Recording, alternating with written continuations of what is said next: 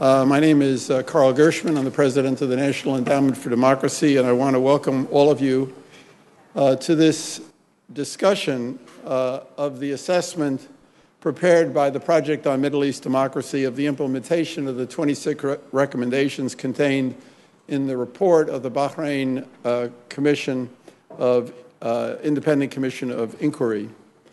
This report, which was issued a year ago this month by a panel of experts under the chairmanship of Sharif Bassouni, was a devastating indictment of the brutality used in crushing the nonviolent protests that began in Bahrain on February the 14th, 2011. The report documented the physical and psychological torture of prisoners, the systematic repression by the Sunni-controlled security forces, with nearly all of the victims being Shia, the culture of impunity, the climate of fear, the demolition of 30,000 mosques, the firing of thousands of workers, and the death of 45 protesters and prisoners. There was great hope a year ago when the Bassouni report was issued, that since it was commissioned by King Hamad, it would be the beginning of a process of truth and reconciliation for the deeply divided, small yet strategically important country of Bahrain. The POMED assessment explains why that hope has not yet been realized. Like the Bassouni report itself, the POMED assessment is a balanced and factual document, and it is also consistent with comments made over the past week by Bassouni himself, who has said that the recommendations have not been satisfactorily implemented, and that as a result, the crisis in Bahrain is deeper and the sectarian schisms wider than when the report was issued 12 months ago. The consequences for Bahrain, for the Gulf, and for international peace and security are highly troubling, to say the least. Still, there may be an element of hope in the fact that the Bassouni report has initiated a process of review and assessment, not unlike the Helsinki process that started more than almost four decades ago and that led unexpectedly to a political opening in the former communist countries in Central Europe and the Soviet Union. I think that this hope makes the assessment, the POMED assessment, and our discussion here this morning especially important. We will hear first from Congressman Jim McGovern, who is not just an outspoken advocate for human rights all over the world, but an effective legislator, as demonstrated by the critical role he has played in the passage 2 weeks ago in the House of the Magnitsky bill. Congressman McGovern will take a couple of questions after his remarks, after which POMED's Executive Director, Stephen McInerney, will briefly summarize the conclusions of the POMED assessment. We'll then hear from Tom Malinowski, the Washington Director of Human Rights Watch, whose testimony on Bahrain last summer before the Tom Lantos Human Rights Commission still bears a close reading. The last speaker will be Frederick Wary, a senior associate in the Middle East program at the Carnegie Endowment for International Peace, who has written extensively on security policy in the Persian Gulf region, and who is also a lieutenant colonel in the U.S. Air Force Reserve and has completed tours in Iraq, Turkey, Libya, and Uganda. It's now my really great pleasure to introduce Congressman Jim McGovern. Well, thank you, Carl, and thank you for your leadership on this and so many other important issues involving human rights. And I will be fairly brief because, quite frankly, I'm the least interesting speaker that you're going to hear from here today. So I have a few brief remarks. I'll take a couple of questions, and then you can get on to the really important discussions here. This month marks the one-year anniversary of the release of the Bahrain Independent Commission of Inquiry's report, the so-called BICI report, which assessed the government's response to unrest in February and March of 2011. Although the Bahraini government has taken positive steps to implement some of the Commission's recommendations, I remain deeply concerned about the human rights situation in that country. The upcoming anniversary provides an opportune moment to speak out and to reinvigorate U.S. efforts to hold the Bahraini government accountable for ongoing human rights violations, particularly against individuals who choose to participate in peaceful acts of protest. One of the most important BICI recommendations was that the government should release all individuals who had been imprisoned for engaging in peaceful political expression. Bahraini officials have repeatedly endorsed this recommendation, reiterating that individuals charged for political speech would be released and that no one would be prosecuted for exercising these basic rights. And yet, examples like the continued imprisonment of the human rights defender Nabil Rajib, the court cases and convictions for medics who helped injured protesters, and the move to strip 31 activists of their Bahraini citizenship puts the lie to these claims. Furthermore, the Bahraini police and security forces continue to use excessive force against protesters. It is all too clear that the human rights situation in Bahrain is not improving and indeed is getting worse. These examples show that the United States can no longer rely on the government's promises to implement the BICI's recommendations and engage in meaningful reform. Therefore, the U.S. needs to take immediate action to stop the ongoing assault on human rights in Bahrain. Finally, in order to pressure the government to free all Bahrainis being held for crimes related to freedom of expression and to fulfill its commitment to reform, the United States needs to stop selling military items and services to Bahrain until there is demonstrable progress on human rights. Last spring, President Obama stated, and I quote, "You can't have a real dialogue when parts of the peaceful opposition are in jail," end quote. This is a very important sentiment, and I encourage the President and the administration to continue to speak out clearly and forcefully on these issues. As long as Bahrain continues to disregard the most basic rights of its citizens, national reconciliation and an enduring peace will remain little more than a distant hope. A divided Bahrain will never be a reliable strategic partner for the United States, nor will it stand as a bulwark against wider regional instability. The time has come for meaningful action. By supporting Bahraini human rights defenders and pro-democracy activists, we will also support and serve the long-term interests of the United States. I want to also thank the Project on Middle East Democracy for their involvement in today's event here today. And let me just conclude with this final sentiment. Advocating for human rights is always the right thing to do.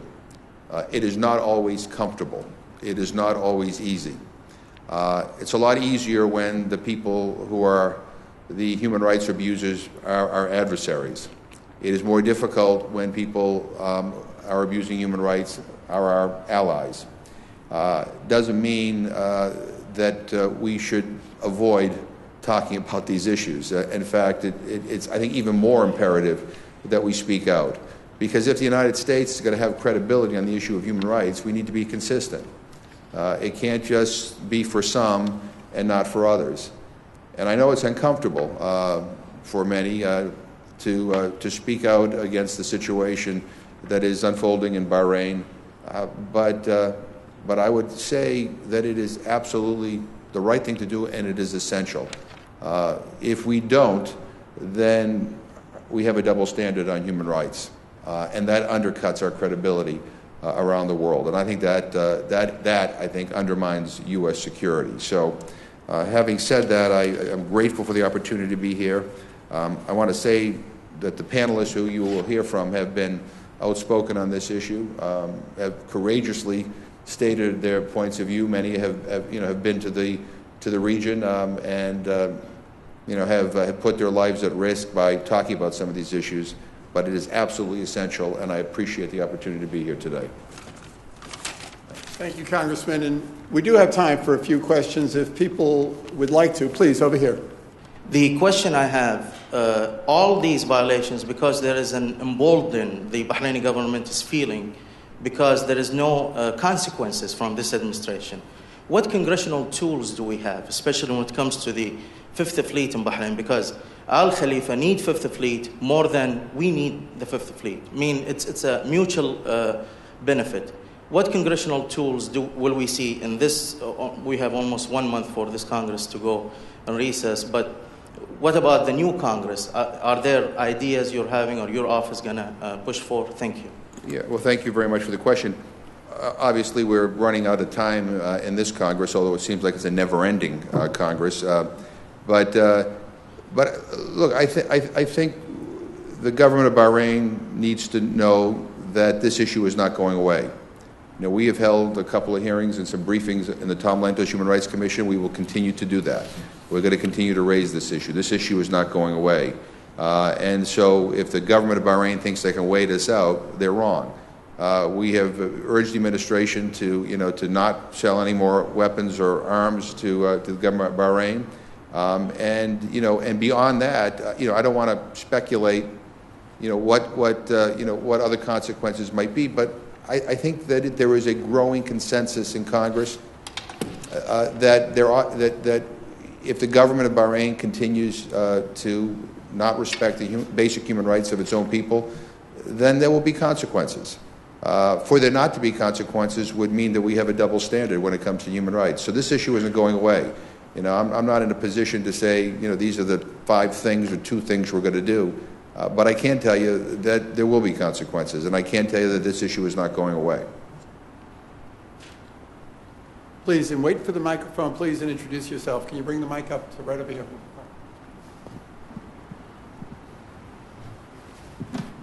Good morning. My name is Li Yang. I just wonder if the human rights issues is really related to export injustice from the United States, whether by the government or military or by the corporations. So I just wonder any study or any Congress that can really address the issues from the United States, violations of the Constitution or human rights law, and there's no prosecution of those murdering or foreign crime, and they really eliminate the power of foreign populations so they can take over the resources they have. Well, let me say, I think that,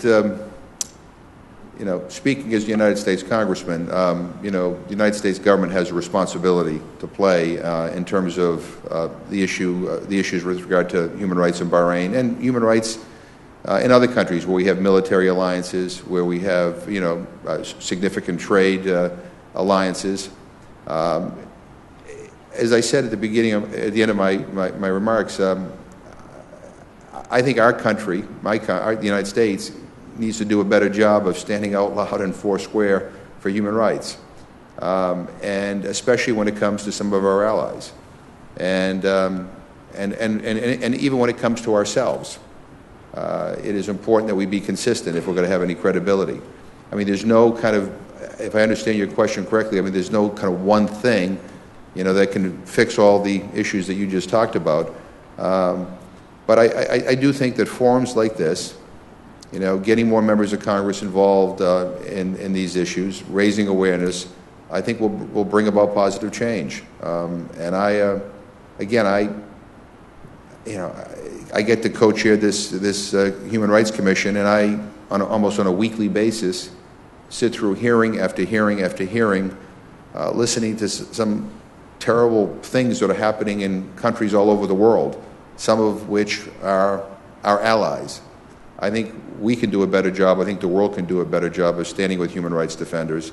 And in this particular case, with regard to Bahrain, we do have a strategic military alliance. I do think we have a role to play. And I think, I appreciate the steps that the administration has taken up to this point. I think they're going to have to take more steps, unfortunately, and we will certainly pressure them to do that. Let me ask maybe one final question. Congressman, you quoted from President Obama about the need for human rights and reform in Bahrain.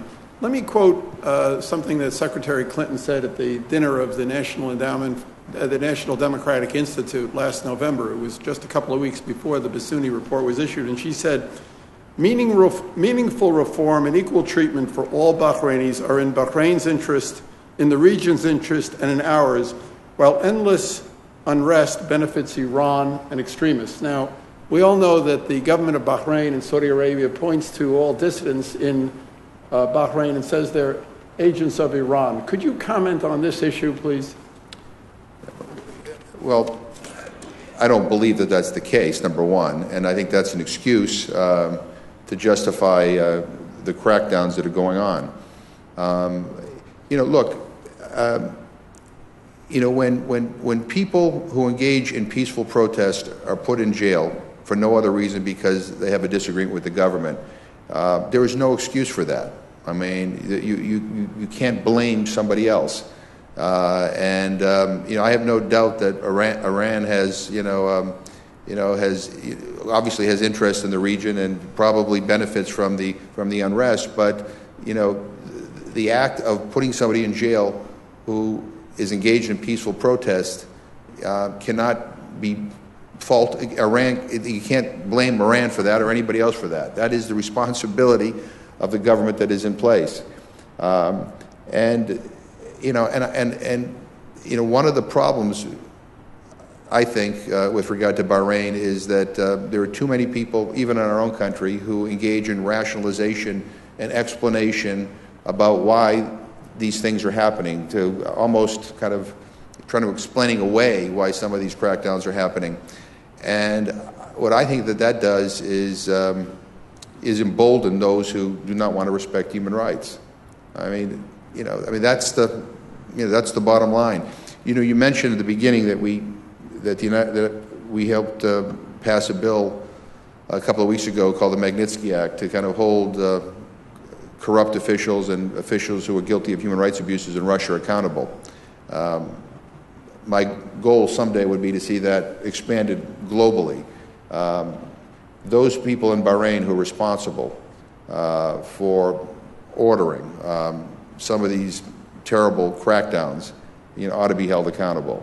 They ought not to be able to come to the United States. They ought not to be able to have bank accounts in the United States, or, those are some of the steps that I hope that the administration will explore if this continues.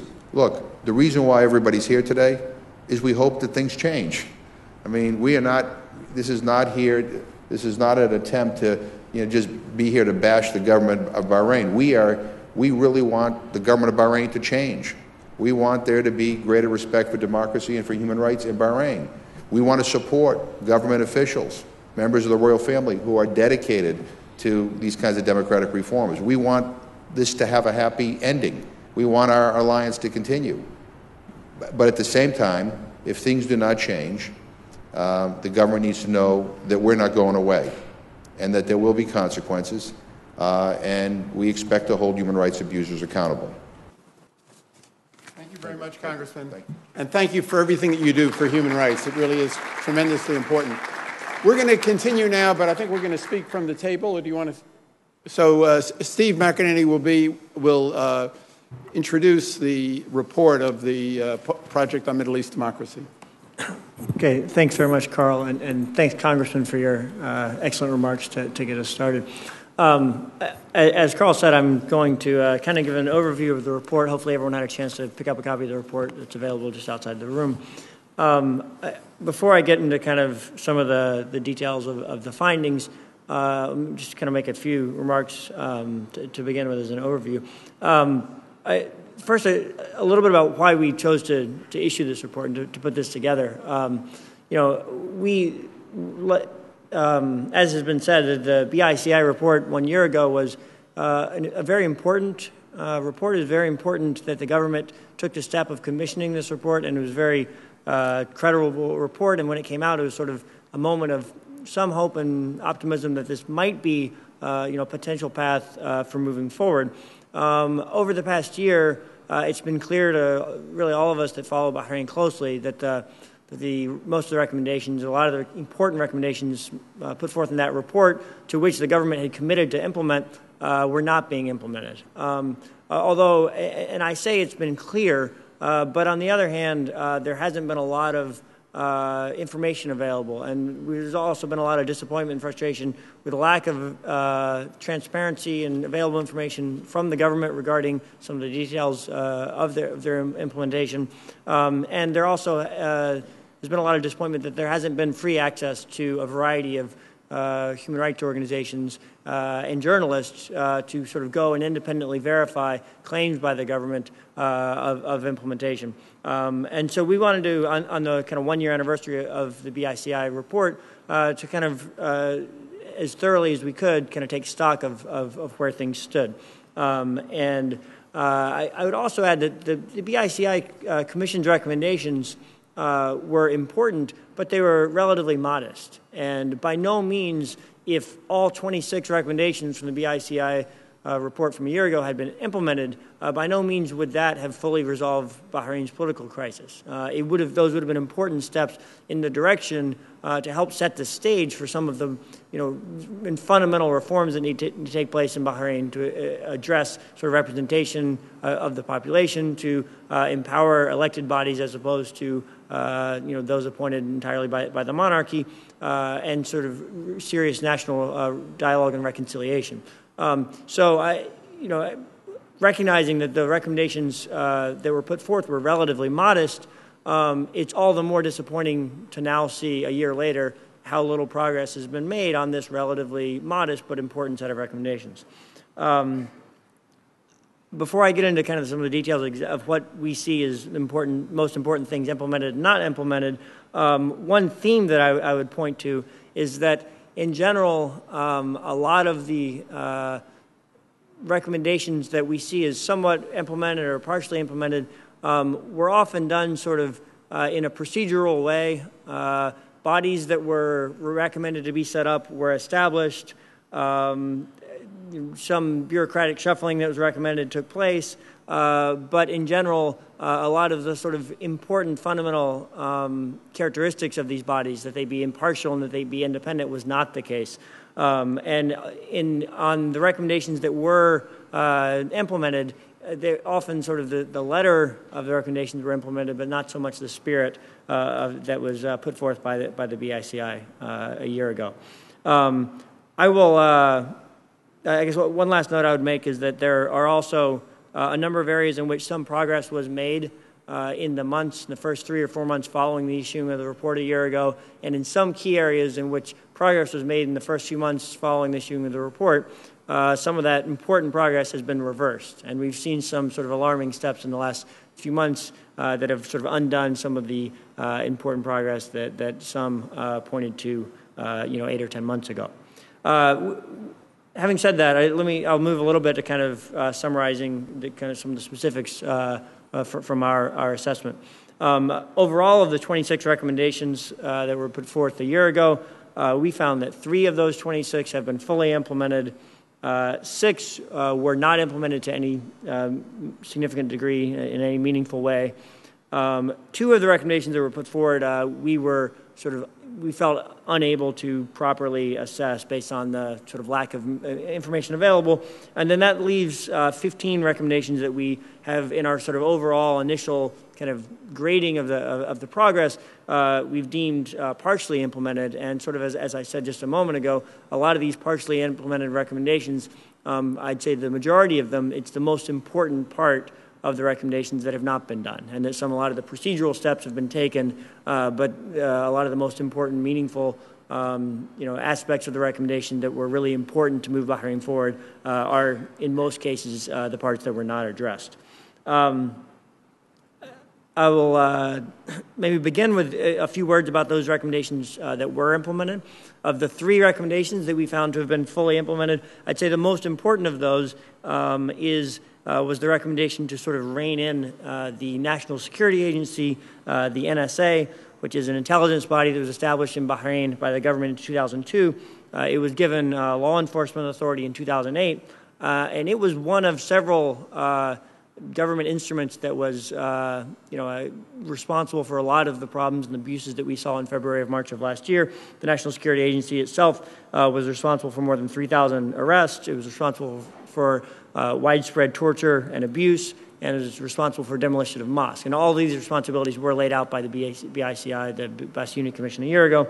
And their recommendation was for the NSA to return to its role as an intelligence gathering agency without law enforcement capabilities or powers of arrest. And I would say probably the most important step that we have seen implemented is this sort of reining in of the NSA. On the other hand, a lot of arrests and abuses continue that we're very much concerned about, but sort of one of the government instruments that was used in that regard a year ago seems to be essentially no longer playing that role, and that's an important step of progress. The two other recommendations that we consider to be fully implemented are both about trainings that were done. And there were recommendations to train security forces to respect human rights and not participate in torture or abuse, and also to train the judiciary and prosecutors on preventing and eradicating torture and ill treatment.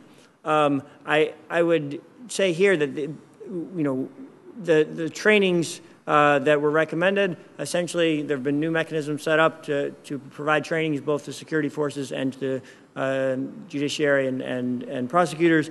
And it appears that these trainings are in line with sort of international practices, with UN standards as was required by the BICI report. I would add to that unfortunately, these trainings have in no way resulted in the change of behavior of the police forces or end of abuse. But we consider that the provision of the trainings to have been done, as near as we can tell, sort of sincerely and credibly. And certainly, it takes more than just trainings to end the abuse of police, the abuse by police and security forces.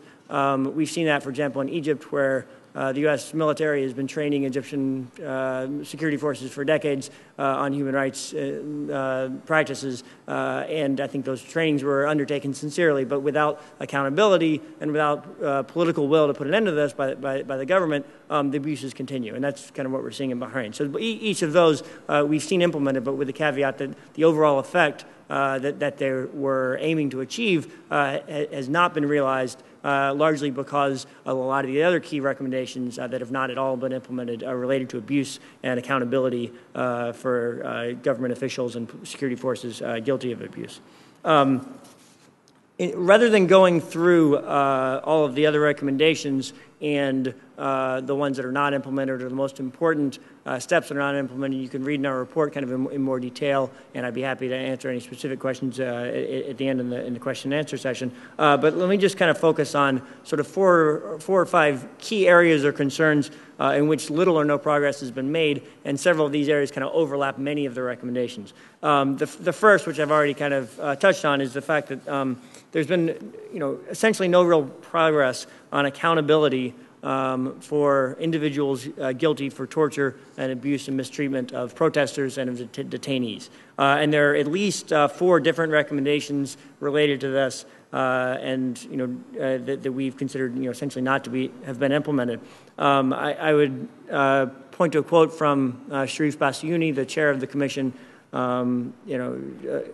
from a week ago, where he said that, quote, "The public prosecution has yet to investigate over 300 cases of alleged torture, some involving deaths in custody, and there has been no investigation, let alone prosecution, for command responsibility, even at the immediate supervisory level, of people killed in custody as a result of torture." I think that's characteristic of what we've seen, that there's really been essentially no progress in any meaningful way on that front, and that's been a major problem that we've seen over the past year. Another area I would point to would be there's been no real evidence of significantly improved behavior of the police and security forces. A lot of the most important concerns that were pointed to by the BICI report continue. There have also been no meaningful integration of those forces that we can see. There have been additional police officers hired. The government has not been that forthcoming about exactly the makeup of the additional hired police officers, and it essentially remains the case that the Shia majority in the country remains, almost absent from the police force, at a minimum severely underrepresented, and that aspect of the recommendation has not been addressed. And the continued abuse by police and security forces is a major concern. a third kind of theme or area, which I also kind of already mentioned a little bit, is that most of the bodies and mechanisms and offices that were recommended to be established were established on paper. An office was set up, some people may have been hired, or in many cases just additional titles added to other people's job description, or additional line added to their title, and there was some shuffling around. There were bureaucratic steps taken, but a lot of these bodies don't seem to have made the progress that was intended, and these bodies seem to consistently lack both independence from the government and impartiality. And this sort of contrasts with the BICI commission itself, which was genuinely independent of the government and did a very admirable job. Several of the commissions that have been set up by the government to kind of follow up and ensure the implementation of the BICI recommendations have not been independent from the government. They've primarily been composed of government officials and or supporters of the government and the monarchy. The result has been, that these bodies have not been able to make the progress, and they've not been viewed as credible. For the most part, opposition, and by opposition I don't just mean sort of the organized political opposition or al-Wafaq, but sort of the whole spectrum of Bahrain's society that is critical of the government and the monarchy has not really been included in these commissions that have been set up that were supposed to be independent to oversee and ensure the implementation. And then the last area I would point to of major concern that overlaps several of the recommendations here is a failure to address adequately concerns related and recommendations related to free expression and free assembly. This is an area where soon after the report was issued a year ago, there were a number of people who were facing charges related to free expression that were released, which was seen as a real sign of progress. But unfortunately, since that time, we've seen sort of real backtracking in this area. There are a number of people who now continue to face charges, and there have been a number who've additionally in recent months had charges brought against them for expressing themselves freely. In terms of free assembly, there's one of the recommendations, calls for the government to not prosecute anyone for expressing themselves politically. Instead, just recently now we've seen an outright ban on all public demonstrations of any kind, which is a major step backward. So I think I'll wrap up my remarks there. That's essentially our kind of an overview of how we see things. Needless to say, with that the lack of progress on these recommendations is only kind of one part of an overall kind of very negative, deteriorating political situation in Bahrain. I think the other speakers will address some of those broader issues in more detail. Thanks very much, Steve. And now we'll turn to Tom. Thank you, Carl, and thank you, Steve, and to all of you for coming here today. I think Congressman Govern has stepped out, but I did want to recognize him for his very steadfast leadership on this issue over the years, and others also in the U.S. Senate who have been working on the issue of Bahrain. Senator Rubio, Senator Wyden, Senator Leahy, McCain, Lieberman, a broad range, bipartisan group of members of this body. And I think it is heartening to me, and I assume to all of us, that there has been so much attention paid here to what is a very small place. And I think a recognition that Bahrain, albeit a small place, is a very important country to the United States and to the future prospects for both stability and democracy in the Middle East. I think the POMED report that you just summarized is excellent. Human Rights Watch shares the assessment of where we are in terms of implementation of the BICI report, so I don't think I need to add too much to that. I think I maybe will reinforce something that others have mentioned, and that is that perhaps the most important postscript we have heard on the Bassiouni process from anybody in the last few days has come from Sharif Bassiouni himself, the person who was entrusted by the King of Bahrain with drafting this report, with making these recommendations, a widely respected jurist and leader who obviously believed that this was a potential way forward for Bahrain and believed in the sincerity and commitment of those in the Bahraini government who asked him to undertake this task and who promised to him that they would work to fulfill these recommendations. He's been understandably very cautious in the last year in terms of rendering a judgment about whether the process was working or not. And I think it is important and telling that he has now come to, in effect, a judgment that the promises have not been kept. And you've heard some of the quotes from others of what he has said in the last few days about the continued arrests of opposition activists solely for exercising their free speech rights, something that the King of Bahrain promised would no longer happen. The huge disparity in penalties on both sides, with people who call for a republic, people who essentially say what the founders of the United States said in 1776 are imprisoned for life, whereas those who, even those few who have been convicted of killing unarmed protesters, have only suffered sentences of a few years. So I think that's important to keep in mind. It was not easy, I don't think, for Sharif Bassiouni to come to those conclusions about a process that he believed in, but that's where we are. I think, as I think all of us do and did, that the Bassiouni Commission was a huge opportunity for Bahrain, but I think right now it's fair to say that it was a missed opportunity, that this is a process that has run its course. We should not be carrying on this discussion as if there is an active effort inside Bahrain to implement the recommendations of the report, as if somehow this report is a blueprint that officials of the government are looking at every day and working even incrementally to try to implement, or as if our task over the next year should be sort of to continue doing this scorecard. You know, how are they doing today on recommendation 16B? Because I think that misses the point of what's going on inside Bahrain today.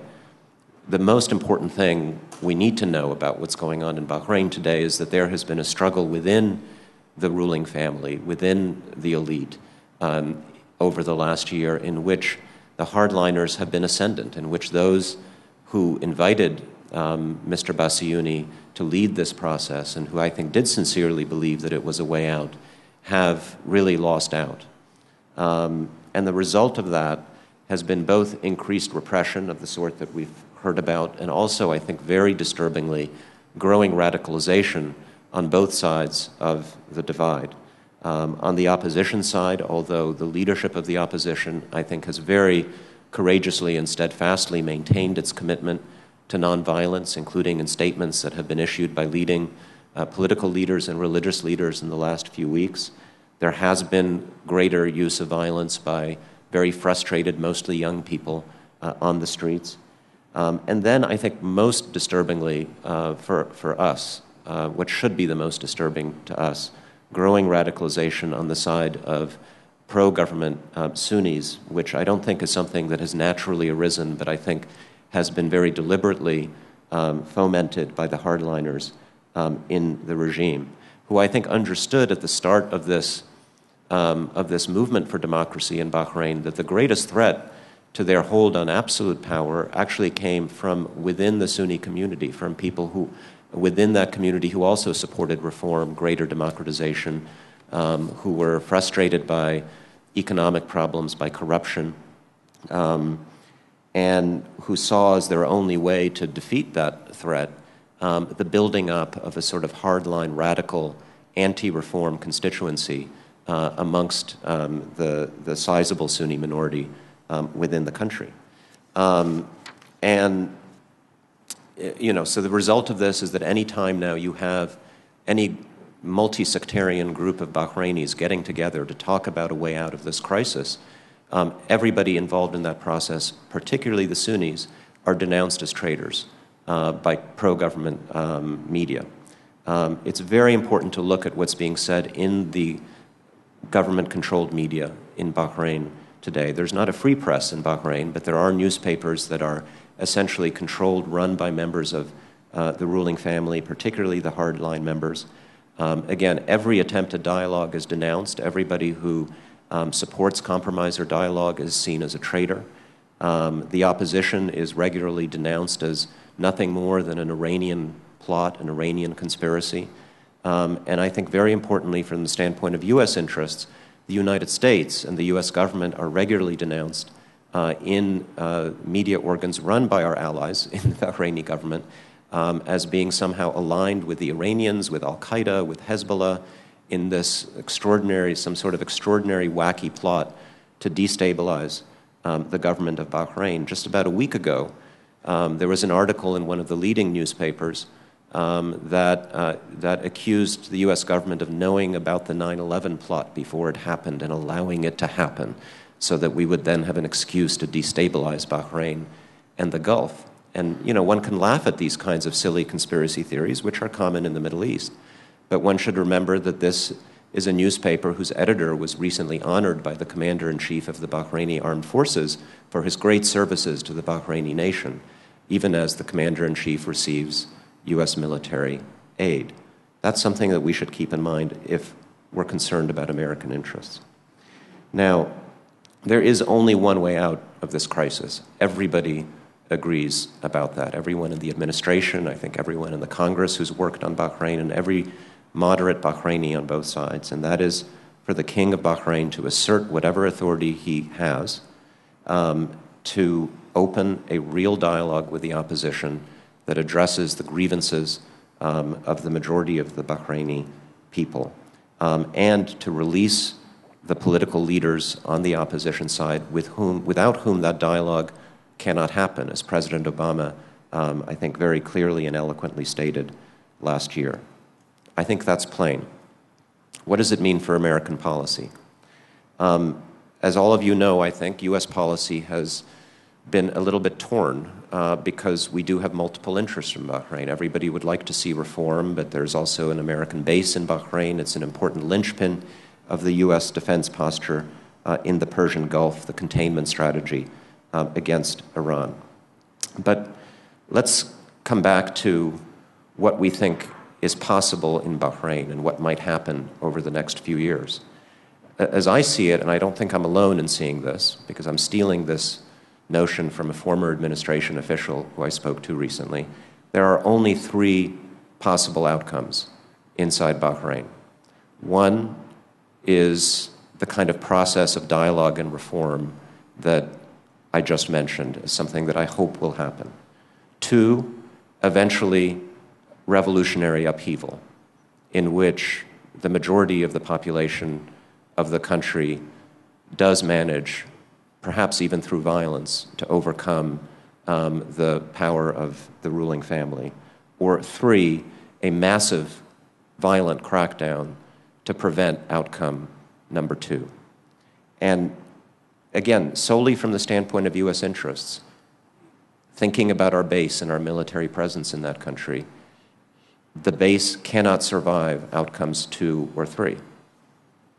If outcomes 2 or 3 happen, the United States military will have to leave Bahrain. That's simply a statement of fact. We may not, I doubt we'll be able to survive the revolutionary upheaval. And I don't think in this day and age, post-Arab Spring, if there is a Syria-style crackdown on the opposition to prevent that upheaval, the United States is not going to be able to stay. And so if I'm a planner at the Pentagon and I don't give a hoot about human rights or democracy, and all I care about is preserving that base, I need to put, I think, all of my chips into the basket of promoting the first outcome, because that's the only outcome that allows the strategic relationship with Bahrain to survive. So how do you do that? You know, I think on the diplomatic side, the administration has done a very good job. A lot of people at the State Department, at the White House, have worked tirelessly over the last 2 years to try to persuade the government to move in the right direction. Mike Posner has been there about dozens of times. Dennis McDonough has been there. Jeff Feltman, before he left, Secretary Clinton, up and down the chain. Persuasion has not worked, obviously, because things have gotten worse. And so I do think that the diplomatic persuasion needs to be supplemented by a strategy of isolating the extremists in the country, including extremists in the ruling family who are blocking reform and making more likely a situation in which the strategic relationship will become unsustainable. I think every time there is incitement in the state-owned media against the United States or the opposition, there should be a démarche on the desk of the Bahraini foreign minister the next morning, making clear that the United States holds the government of Bahrain responsible for that incitement. And I do think that, as Congressman McGovern mentioned, we have authorities in our law that allow us to begin directly isolating extremists in the government who are responsible for human rights violations by making sure that they can't come to the United States or park their money in U.S. banks. That is a defense of our sovereignty and not something that I think should even qualify as an interference in Bahraini internal affairs. So that's what I would do. I would supplement diplomacy with a tougher strategy to isolate the extremists. And, you know, I haven't given up hope on Bahrain. I think I've given up a degree of hope in the BICI process. I've met many Bahrainis over the last couple of years from both sides of the divide who love their country, who see it as a multi-sectarian, pluralistic society, who desperately want to preserve what it was and what it still can be. I think it's very much in America's interest to support them, and I hope we'll do that in the coming years. Thank you. Thanks very much, Tom, for those very sobering and realistic remarks. And now we'll turn to Fred Wery. Thank you, and thanks for the invitation to speak here. I want to speak to the issue of the U.S. defense relationship with Bahrain. Clearly, this has to change. I think the general consensus is that the status quo cannot hold. But how should it change? How can we leverage this defense relationship to promote reform? Is that even possible? Some of the comments I'm going to make today were drawn from 2 trips to Bahrain in February and September of this year, as well as interviews with Pentagon and especially Navy personnel. Now, if we look at the defense relationship, I think there's sort of 3 categories of arguments about what we should do. First, an outright halt to all U.S. arms sales and security assistance training, relocate the Fifth Fleet. The flip side of that is others have called for increased steadfastness. This is a partner that has hosted we've had some sort of naval presence there for over 60 years. We shouldn't be that tough on them. They're trying to make strides. This argument is out there, not necessarily from people in the Pentagon, who I think realize, as Tom alluded to, that the status quo cannot hold, that at some point we're on a collision course with this country. The third option is impose some sort of conditionality on defense assistance, i.e. we tie our assistance to certain steps on reform. This was obviously tried during the so-called strategic pause from fall 2011 up until May, where about $53 million worth of arms, including 44 Humvees, several hundred tow missiles, was held up. In January, there was a press release stating a portion of the sales was proceeding. This was non-lethal spare parts. The argument was that this release was supposed to reinforce reforms. Of course, it was released during the visit of the Crown Prince here in Washington, D.C., the idea being to back up certain reformists within the ruling family. I'm going to talk during my comments about this experiment, really, and how it was perceived on the ground in Bahrain. I was talking to people in the BDF, the Bahraini Defense Forces, the opposition in Bahrain. If we're trying to send a signal to this country, how is that signal received? The short answer is it I think, backfired. It was ultimately counterproductive. So again, something has to change. But the sobering fact, talking to some of our Navy personnel in the Pentagon, is there is no, quote, plan B. There is no contingency plan right now over the horizon in any near term to relocate the Fifth Fleet, to deal with this issue. And I quote from one Navy personnel, it would take an Iranian missile to shake the Fifth Fleet loose from Bahrain. Now, this doesn't mean that the issue of internal dissent is not being looked at, but I'll get into the logistics and some of the strategic considerations about why it is so difficult to use the Fifth Fleet really as a tool to send a signal to this regime. Now, when I was looking at the Bahraini Defense Forces reaction to the arms halt, what I found was a real sense of impunity. They brushed it off. Many of the officers thought that this was simply political theater being waged in Congress, and that was in a direct quote. They didn't see any disruption in the relationship, that it would blow over. And moreover, we saw a great deal of, obviously, criticism in the press, especially from Field Marshal Khalifa, the commander of the BDF, who, as Tom alluded to, is firmly in the hardliner camp. He's the brother of the Royal Court Minister, who, really targeted the U.S. in a number of statements, saying this was part of a broader plot to undermine Bahrain's security, sell it out to the Iranians. I mean, this was a remarkable set of statements. More importantly, these were not simply statements that were limited to the press. Based on some discussions I had with U.S. military officers who meet with him on a regular basis, this is his position in personal meetings.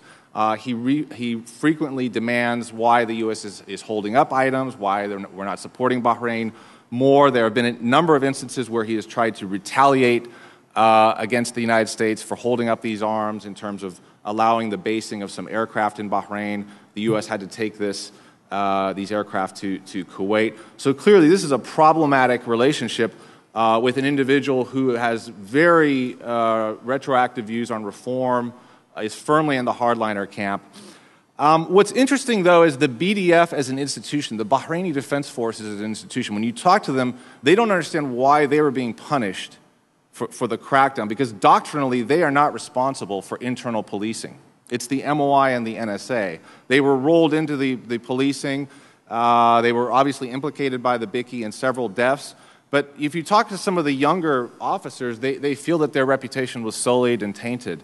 And I think this is an important observation, and it really speaks to the argument, and I'm not endorsing this, this is an argument out there from DOD, that we need to continue our training and education of the BDF, sending them to service academies, sending them to schools, to war colleges, precisely because change in Bahrain will be a generational effect. I mean, this is really a generational struggle.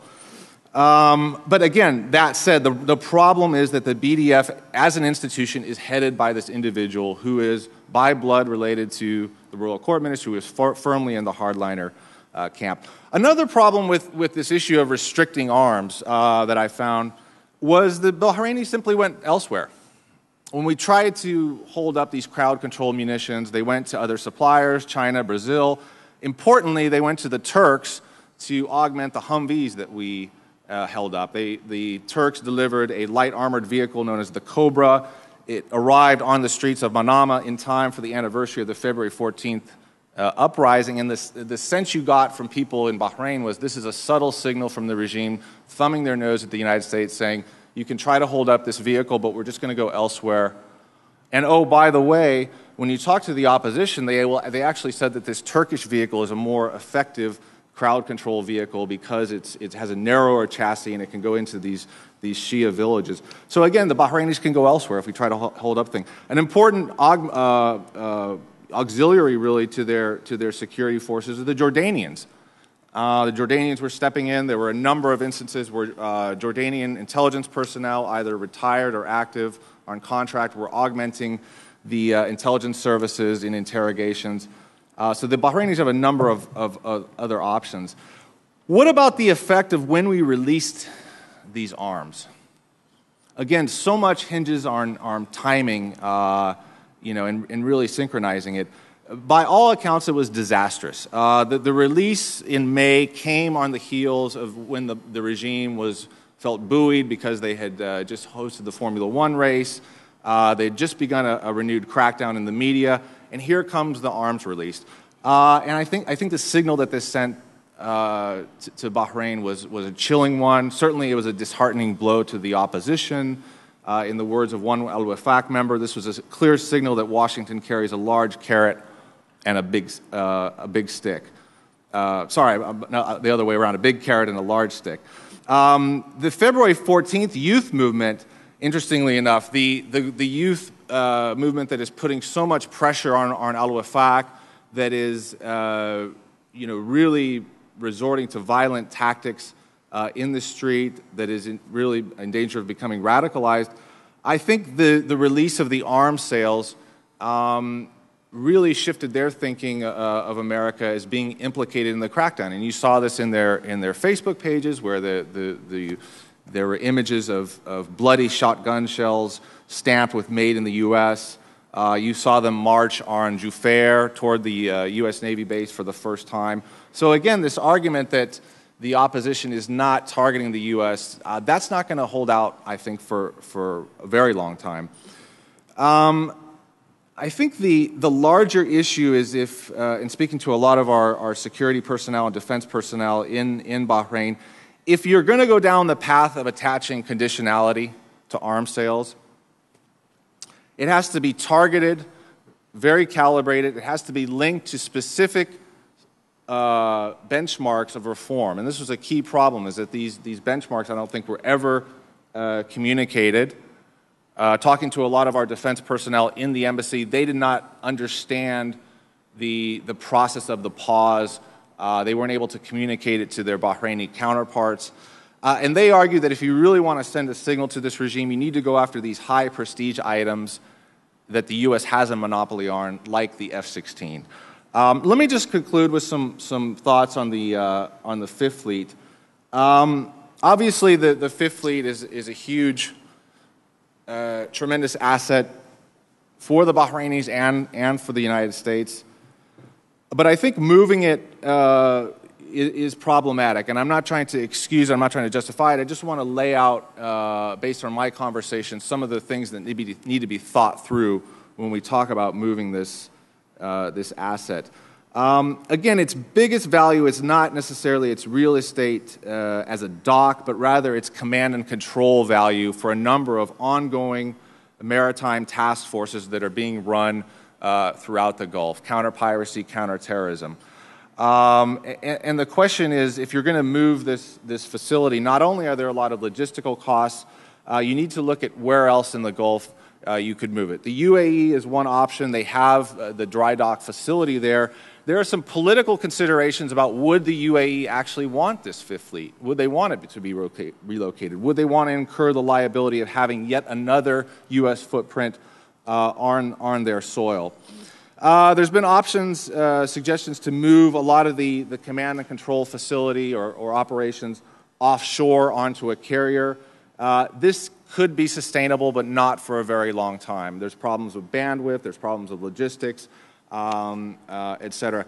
But I think more importantly, and I think this needs to be taken into account, is this sort of signal you're sending to the opposition. In my conversations with a lot of the opposition, Al-Wafaq and others, if you relocate the Fifth Fleet, you're going to open up a security vacuum in this country. You're going to reinforce the view of these hardliners that are simply saying the U.S. is selling out, that are calling for greater political union with Saudi Arabia. Saudi Arabia could come in and fill the vacuum. And I think the sense is that the Fifth Fleet is serving an important balance right now between both Iran and greater Saudi influence in the country. So I'll leave it at that and open it up to your questions. Thanks very much. And you've raised a number of major questions. Does any of the other panelists want to respond to what we just heard before we open it up to the floor? There's a lot of interesting stuff there, but maybe just on the Fifth Fleet. I want to be clear. I'm not trying to move the Fifth Fleet out of Bahrain. Although it's not part of Human Rights Watch's mandate, in effect, I'm trying to save the Fifth Fleet in Bahrain. And what I was suggesting was there are scenarios that I think are likely, absent reform in Bahrain, in which we don't have a choice. Yeah. And, you know, if I'm just a dispassionate planner at the Pentagon, I think I need to be looking at Plan B, simply because there is a possibility that I may have to, at some point, be asked to move it. But that's not a great outcome. I've been to that base and met with our commander there. As an American, I like the fact that this is one place in the Middle East where we have a military presence that's integrated in the community. It's not out in the desert, you know, with a huge wall around it. People know each other. Americans and Bahrainis interact.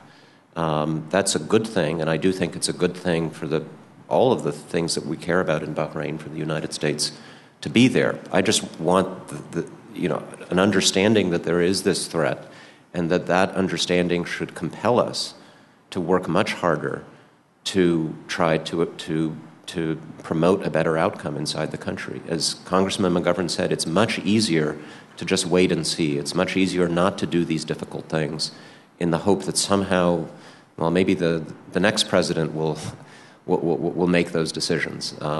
But we don't know how much time we have. That's one thing we've learned from the Arab Spring. This could be a generation-long process, or we could have a crisis in 2 years or 3 months that forces us to make incredibly painful decisions. So I'd like to focus on how to avoid that. And Steve, you'd like to say something? Yeah, sure.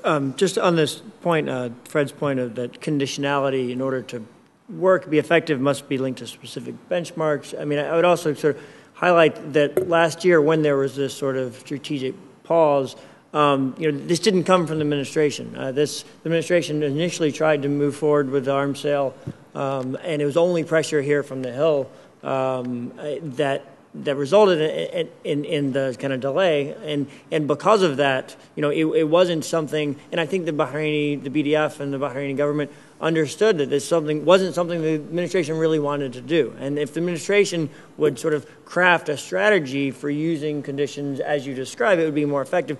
That's a very difficult role for Congress to play. Congress's degree to be, ability to be nuanced in that way is much more limited. And so I think that's part of why what we saw last year didn't kind of result in what Congress and others would have liked to have seen. Okay, we have about 20 minutes, and so the floor is open. And I see a hand in the back. Please, Laith, introduce yourself, and if you can get him the mic over there. Just in pursuit of of course, the first option, which is everybody seeks to see that dialogue takes place, would it not help to have a much closer look into why this dialogue cannot or is not taking place, in particular in terms of the Saudi influence, the implications of that dialogue, if it was to emerge and if there was to be a happy ending and reform? What does this mean to the region, in the Gulf region, and in particular, would the Saudis simply let it happen? And a second point, over the last maybe 5-6 years, there has been a transformation within the security agencies in Bahrain. They have absorbed, at least part I know, they have absorbed a few personnel who used to serve under Saddam Hussein in Iraq. They're now part of their agencies. They are cooperating closely, as you've mentioned, with the Jordanians and others. And there is a much hardened security apparatus there that is not going to go away. So bearing in mind those two factors, just how do you see eventually this dialogue process taking place against these odds? And Steve and Fred, if you want to comment in addition to Tom, you're welcome to, but Tom first. When I was in Bahrain earlier this year, every person I met had a different opinion of the role of the Saudis. Would they, quote unquote, allow us to change or not? So I don't know. Faced with all of those multiple views within the country and within the region, I don't think any of us can really know the answer to that question. I do think, and there's broad consensus among Bahrain experts on this point, that part of any administration strategy, U.S. strategy for dealing with Bahrain, has to be engagement with the broader region, with the Saudis, with the UAE, with Qatar. I've spoken to officials from some of the other Gulf countries who assure me that they get it, that this is not sustainable.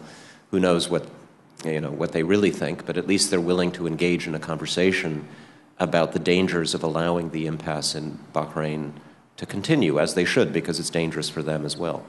So I think that has to be part of any diplomatic strategy.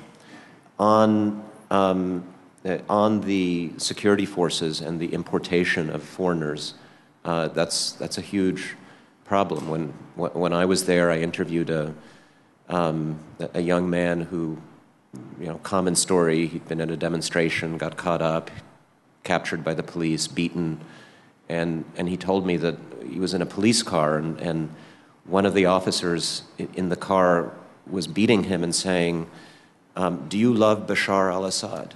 Do you love Bashar al-Assad? And this poor Bahraini kept saying, no, I don't, I hate him.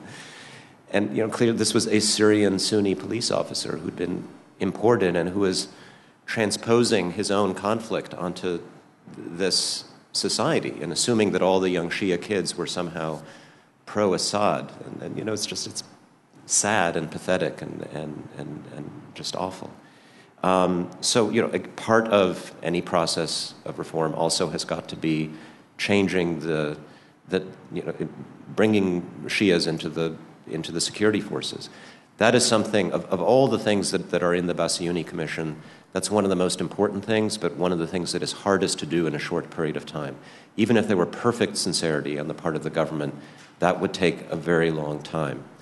And so I think the first thing we need to focus on are confidence-building steps. And I think the most important one, the one that would do the most to diminish the violence in the short run, so that it wouldn't matter as much in the short run that there are all these Syrians and Jordanians and Baluchis in the security forces, is the release of the political leaders who might be able to then have some sway over the youth on the streets and buy us some time for a political dialogue that addresses their grievances. Either of you want to take the floor? No? Fred?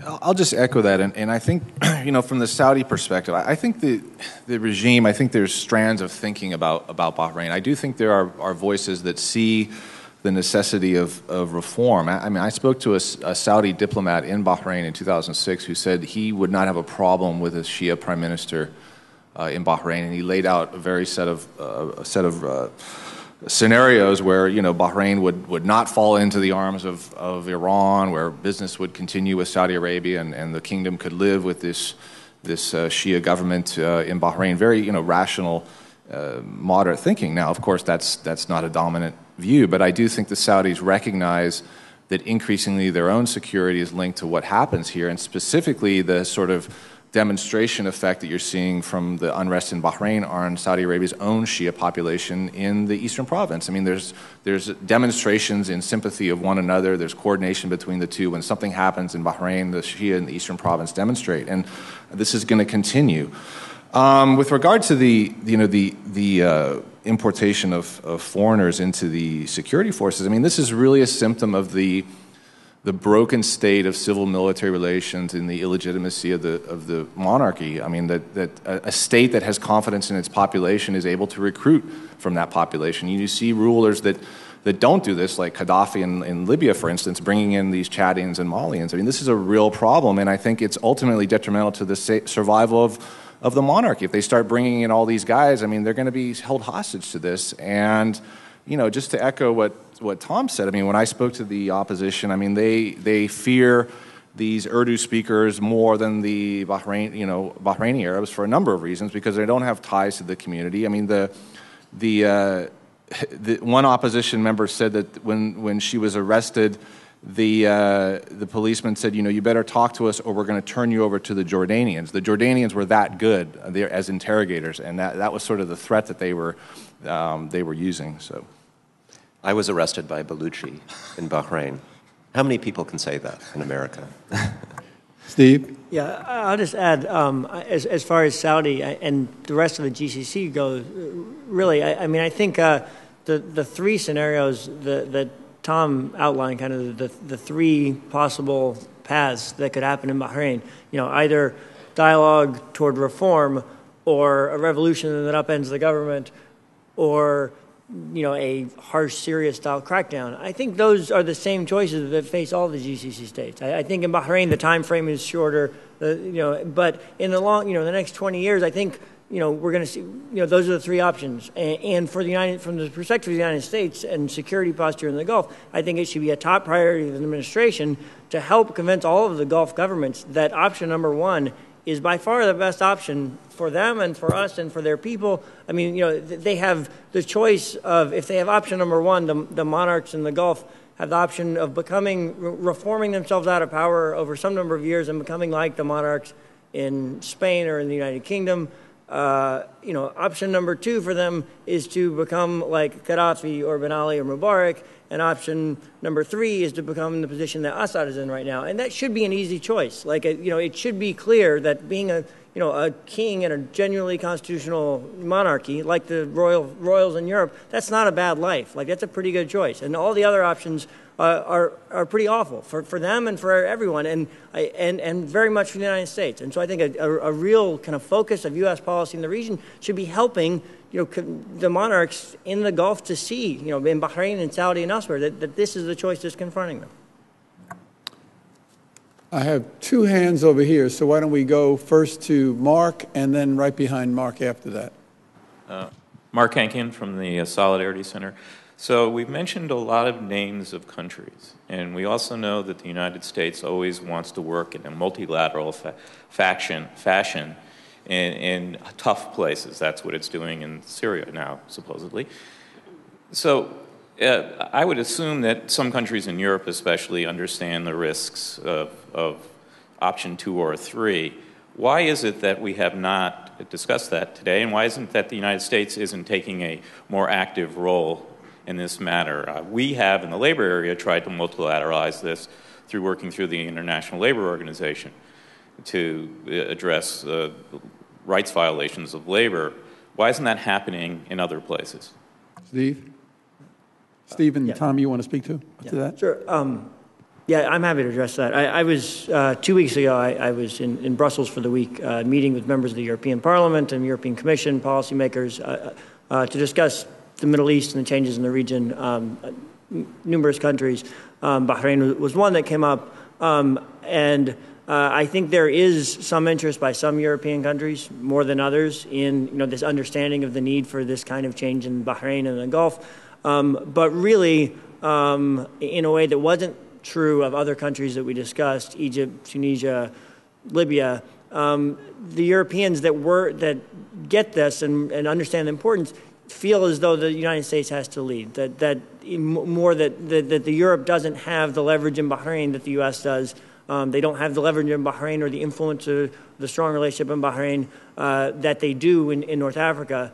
And there are some, I know some German policymakers are interested in being very supportive and being involved in a multilateral effort, but they feel like it has to be led by the United States. On the other side, I think I've heard some and got negative impressions about some in the British government, the government of the UK, being as reluctant, and they're probably on that side of the ocean, the country that has the most influence in Bahrain, and they seem much more reluctant, somewhat naturally, than those who have less of a relationship and less influence.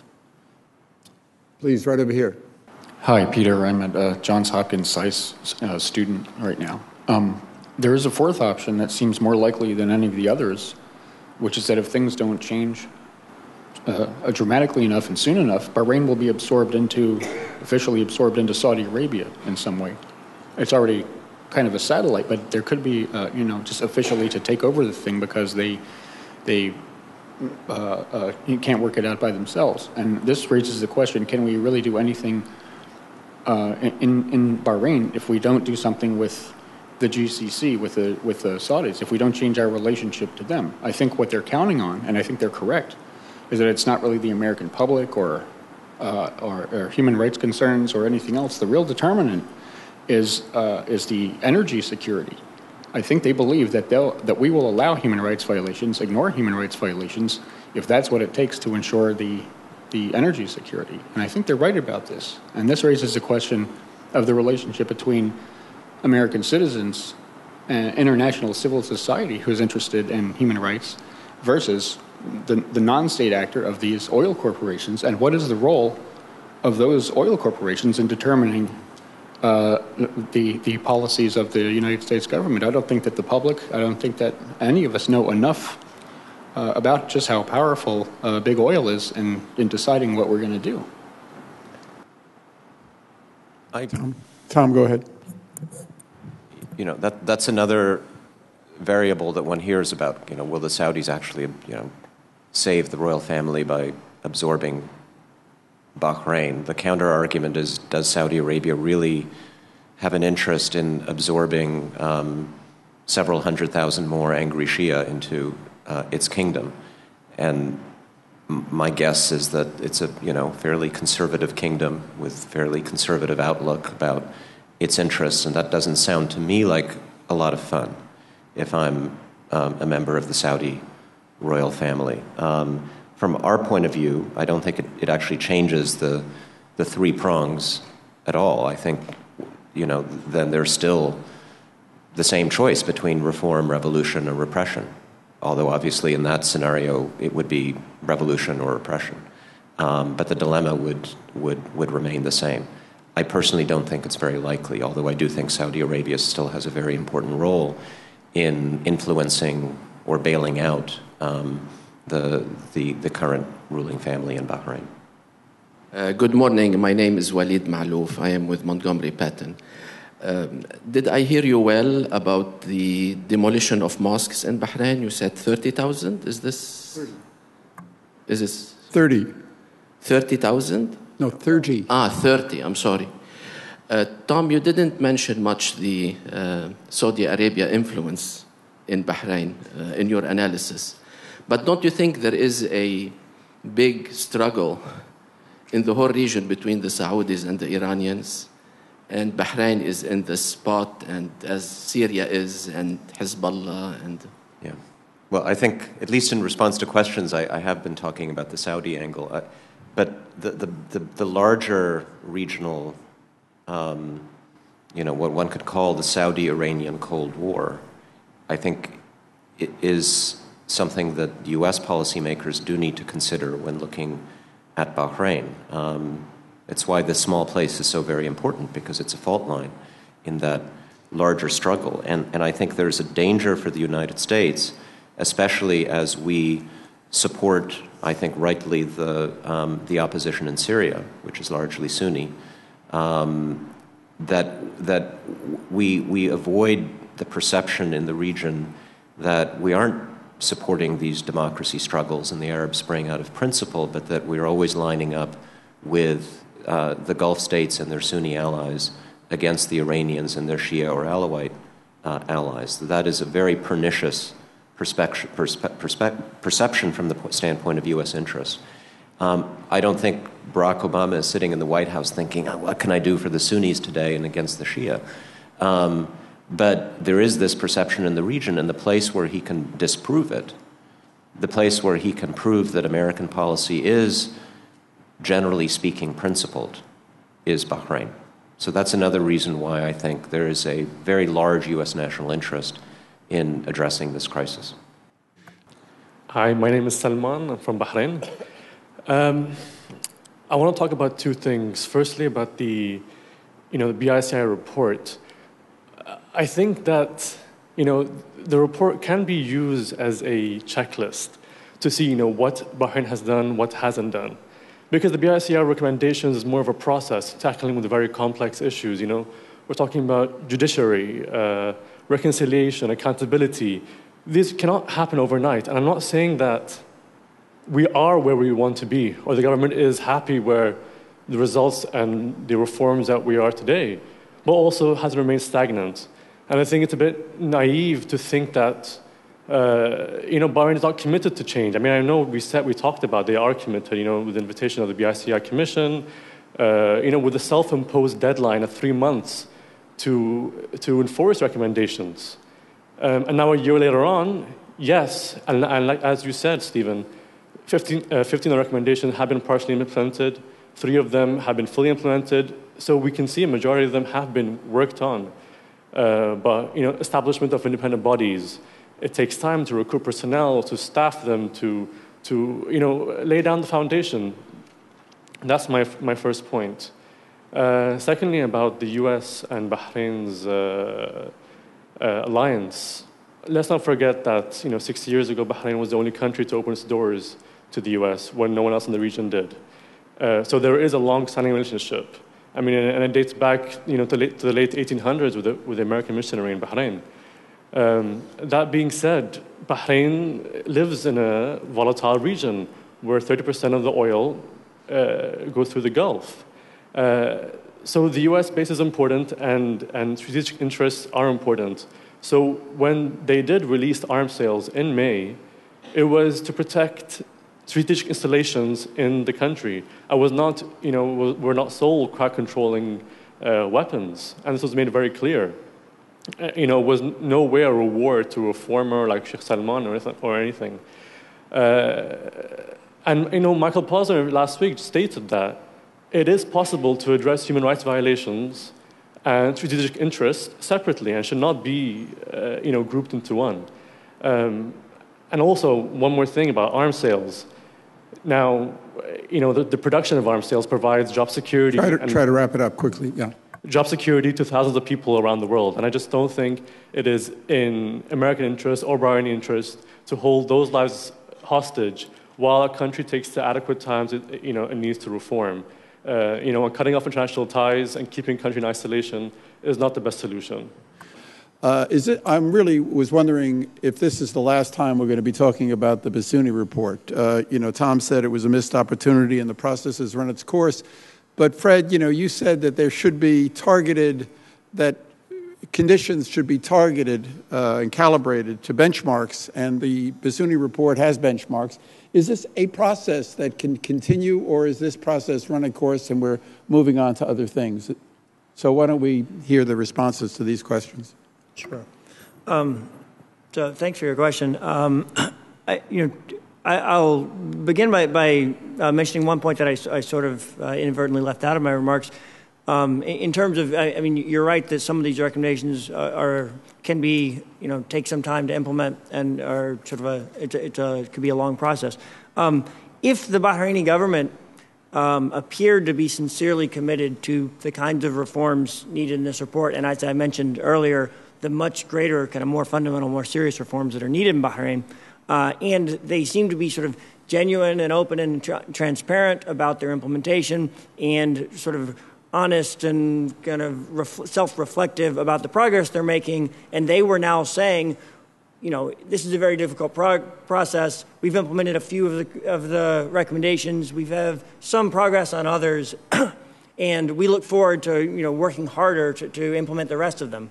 Then that might be something that we could look positively. The reality is that the Bahraini government several months ago said, numerous Bahraini government officials, including the ambassador Nunu here in Washington, declared that they had fully implemented 18 of the recommendations, and most of the others were mostly implemented, but maybe not quite, and a few of them were no longer applicable. And they have this sort of defiant, unrealistic, dishonest approach to describing their own progress, and it's hard to believe that they're going to make sincere progress on 15 recommendations that we describe as partially implemented. And as I said, the most important fundamental parts of those recommendations are the parts not implemented, and they say that they're already done. And they think, so how can we expect them to continue and to make real progress over time when they say we finished it and your report is inaccurate and we don't believe anything you have to say? The approach from the government, and the BICI report is only one part of that, kind of the defiant approach and the most alarming steps that we've seen, some of the most alarming steps we've seen from the government that have been discussed today, the stripping of citizenship, the outright ban on demonstration, shows that we're going just absolutely in the wrong direction, a negative direction. It's not that we're moving in Bahrain slowly in the right direction. We're moving absolutely the wrong way. And I'll leave it to the others to address Carl's question, the second question. Okay, go ahead. Anybody want to talk? Well, just to reinforce the last point that you made, I would be overjoyed if there were steady but slow progress. And I think there was steady and slow progress for the first few months, but we have seen a serious regression.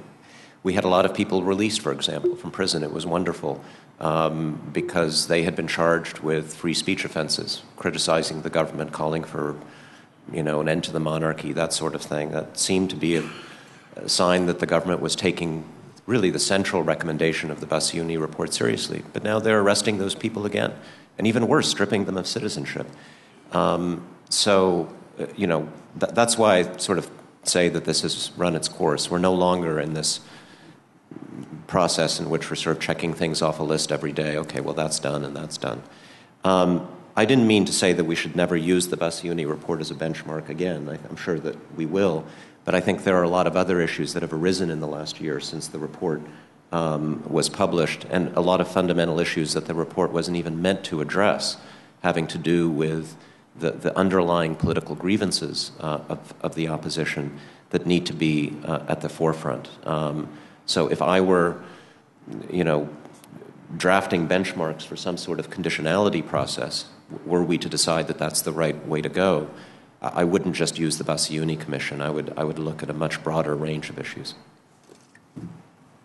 I would agree with that. And when I mentioned benchmarks, I do believe we need to move beyond the BICI report, that it's been so open to interpretation, and there's this sort of checklist mentality, and both parties can claim that it's being implemented or it's not. I mean, this set of benchmarks has to be, I think, started from scratch. With the issue of arms sales that you mentioned, and the fact that, okay, somehow, we're in the right because our sales were, not crowd control. I mean, the point of my presentation is that, arms sales and security assistance is a form of diplomacy. You're sending a signal, and in this case, that signal was lost. I mean, the Bahrainis don't need us for their internal, crowd control munitions and arms. They can go elsewhere. But the larger signal that I think we sent was one that they can, act with impunity. And it's back to business as usual. And I think, for the sake of broader U.S. interests in the Gulf, for the sake of containing Iran, and for the sake of the survival of the monarchy, it cannot be business as usual. The strategic relationship cannot be business as usual. So. Okay, well, I want to conclude by thanking Steve and thanking POMED for producing this report, which is the basis for this discussion, and I think for focusing attention in Washington on an issue of critical importance to both U.S. national security and to U.S. values. And how we go forward, I think this is going to inform the discussion in an important way. Thank you all for coming. Thanks to Tom and Fred, as well as to Steve. Thank you very much.